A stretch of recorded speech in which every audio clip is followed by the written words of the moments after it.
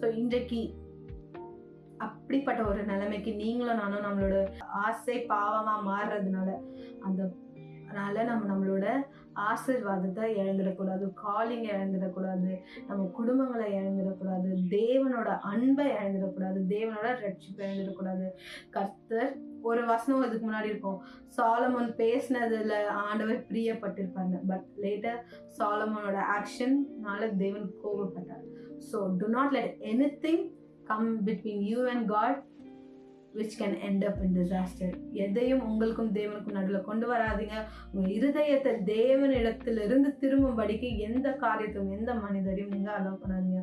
Today I want to talk about this. Do not let any people come in between you and God so that you will